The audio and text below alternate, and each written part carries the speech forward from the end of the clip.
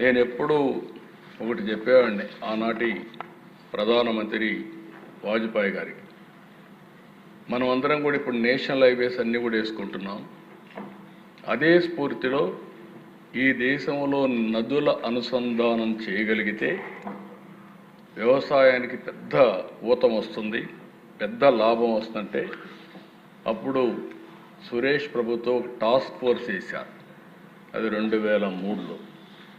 అంతలో 2004 ఎన్నికలు రావడం, ఆ ఎన్నికలైన తర్వాత ఎన్డీఏ ఓడిపోవడం, దాంతో ఇప్పటికి కూడా చేసుకోలేకపోతున్నాం. అంటే 25-30 ఏళ్ళైనా ఇంకా మనం చేసుకోలేకపోతున్నాం. ఈరోజు ఈ సభ ద్వారా మీ అందరికీ విజ్ఞప్తి చేసేది, ఇటీవల నేను చాలాసార్లు మాట్లాడినప్పుడు ప్రధానమంత్రి గారు కూడా లేదు, కొన్ని రాష్ట్రాలు ముందు వెనకాలన్నాయి, ఈ విభేదాలు ఉన్నాయి, ఎవరైతే చొరవ తీసుకుంటారో వాళ్ళందరూ ముందుకై వెళ్ళి intra linking of rivers in the state చేయండి. మీరు ఏ రాష్ట్రానికి ఆ రాష్ట్రానికి కంప్లీట్ చేయండి. సరైన సమయంలో గంగా కావేరి నదుల అనుసంధానం కూడా టేకప్ చేయొచ్చని వారు సజెషన్ ఇచ్చారు.